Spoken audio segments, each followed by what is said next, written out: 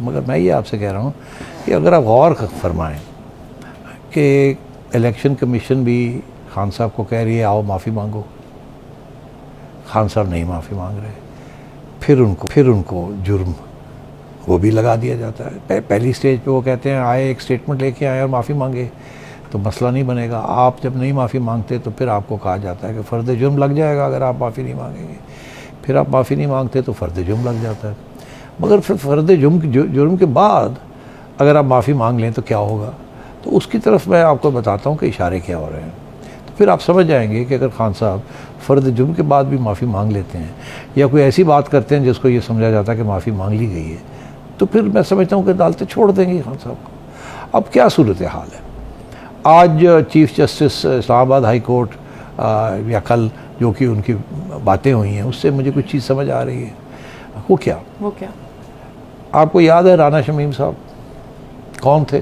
Chief जज Gilgit Baltistan. Right. आपको याद है उन्होंने क्या कहा था?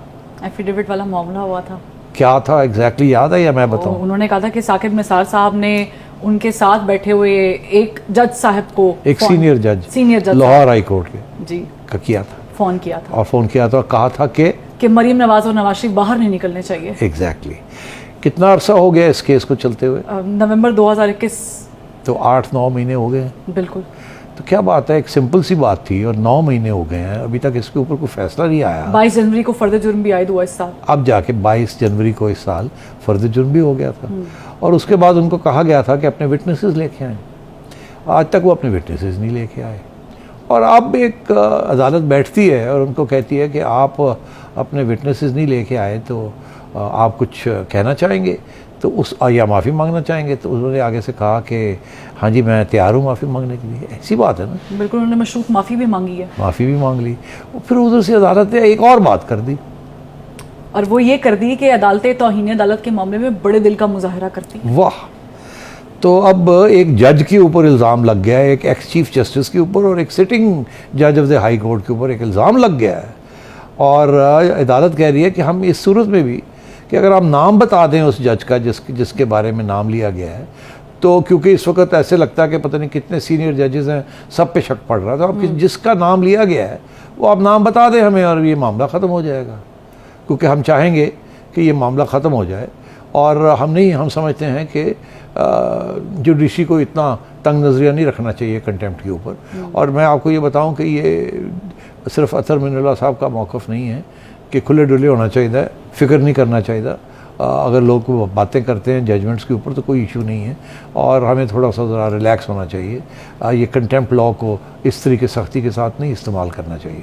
मगर जो बात मैं कह रहा हूँ कि अब सूरत हाल ये है कि उनको ये कह दिया फ़र्द जुर्म के बाद कि आप बस नाम ले दें ताकि वो क्लियर हो जाए और ये आप माफ़ी मांग लें। और वो मैंने सुना है कि वो आज तैयार थे नाम लेने के लिए भी, मगर फिर उनके वकील ने उनको कहा कि एक दिन ठहर जाओ, एक आध दिन ठहर जाओ, हम इसको रीफाइल कर देते हैं।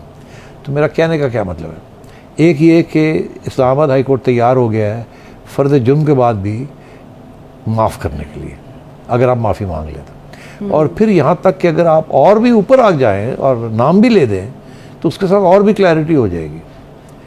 ठीक। तो अब सूरत हाल ये है कि इमरान खान साहब ने भी तो नाम लेके एक जज के ऊपर इल्ज़ाम लगाया था ना, या धमकी दी थी और अब धमकी ये है कि अब फ़र्द जुर्म जो है वो लग गया ना, खान साहब के ऊपर भी तो लग गया है।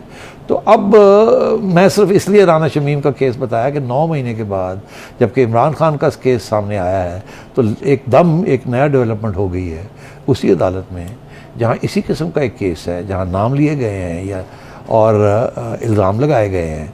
तो मैं ये समझता हूँ कि खान साहब का भी रवैया आपने शायद नोटिस नहीं किया। खान साहब ने अपने जलसे में क्या कहा है? खान साहब ने अपने जलसे में ये हाल ही में जो हुआ है उन्होंने कहा कि मैं तो वहाँ रोस्ट्रम पे जाके अतर मिनुल्लाह साहब के सामने बड़े अच्छे जज हैं, बड़े ज़बरदस्त जज हैं, बड़े ज़बरदस्त फैसले दिए हैं, बड़े ज़बरदस्त फैसले दिए उन्होंने। ये वही जज हैं जो कि मिडनाइट अप्रैल को रात को हाई कोर्ट खुल गया था। मगर जाहिर है वो तो और वक्त था ना, तो उस वक्त तो खान साहब बड़े नाराज़ थे इनसे, मगर अब कह रहे हैं कि ये बड़े ज़बरदस्त इन्होंने फैसले किए हैं एट्सेट्रा एट्सेट्रा। और अगर मुझे इजाज़त दी जाती जब मैं रोस्ट्रम पे जाता तो अगर मुझे इजाज़त दे देते तो शायद मैं माफ़ी मांग लेता या मैं इनको एक्सप्लेन कर देता, या मतलब इशारा ये था कि मैं तो तैयार साथ तुसी मैनू मौका नहीं देता। तो खान साहब भी मेरा ख्याल है कोई रास्ता ढूंढ रहे हैं निकलने का, और मैं समझता हूँ कि अदालत भी चाह रही है कि ये रास्ता निकालें जो सही रास्ता है और हम छोड़ देंगे। तो मैं ये समझता हूँ कि ये राना शमीम साहब भी और इमरान खान साहब भी चांसेस आर कि दोनों जो हैं आराम से घर चले जाएंगे माफ़िया मांग के। और तो इसलिए मैं पहले दिन से ये कह रहा हूँ कि लगता ऐसे है कि गला टाइट किया जा रहा है, टाई जो है ना उसको टाइट किया जा रहा है। एक्चुअली जो ये सिर्फ दिखाने के लिए है, और असली हकीकत ये है कि पीछे से दरवाजे खुल रहे हैं और इशारे हो रहे हैं, और खान साहब जो है उनको भी समझाया जा रहा है और खान साहब समझ भी रहे हैं।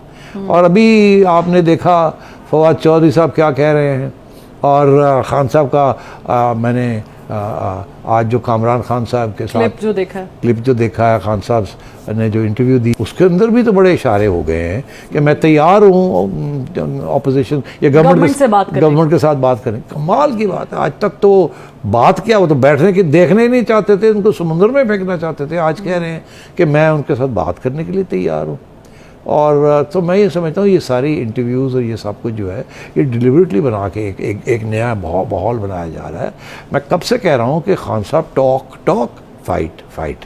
एक तरफ मैंने आपको पहले भी इस प्रोग्राम में कहा था कि आरिफ अलवी साहब ने हामिद मीर के प्रोग्राम पे तस्लीम कर लिया है कि वो पुरुम्मीद हैं कि ये जो बिहाइंड द सीन्स जो बात चल रही है वो कहीं ना कहीं जाएगी। मैंने अपने प्रोग्राम के अंदर भी ये कहा है कि ये ऐन मुमकिन है कि क्योंकि नवाज शरीफ साहब और इमरान खान साहब ऐसे लगता है कि आप एक ही कश्ती में पहुंचने वाले हैं। नवाज शरीफ साहब तो पहुंचे हुए हैं और इमरान खान साहब भी शायद उसी कश्ती में पहुंचने वाले हैं। तो या दोनों का फिर ये एक मफाद होगा कि दोनों कश्ती से बाहर निकलें और इकट्ठे निकलें और फिर लेवल प्लेइंग फील्ड हो। और अब आपने सुन ही लिया कि वो कह रहे हैं कि जी हम फवाद चौधरी साहब कह रहे हैं कि अगर हम पार्लियामेंट गए तो इसलिए नहीं जाएंगे कि जी वहां बैठ के गप मारनी, हम गवर्नमेंट के खिलाफ बिल्कुल नो कॉन्फिडेंस मोशन लेने के, तो मतलब तैयारी हो गई है पार्लियामेंट जाने के लिए। तो ये जो है ना कि तैयारी हो रही है पार्लियामेंट जाके गपशप मारने के लिए। और यही मैं अपने प्रोग्राम में मैंने अपनी जो पेशन गोई की थी कि वहाँ जाके ये मामले तय होंगे, और वो मामले तय होंगे मेन इश्यूज जो हैं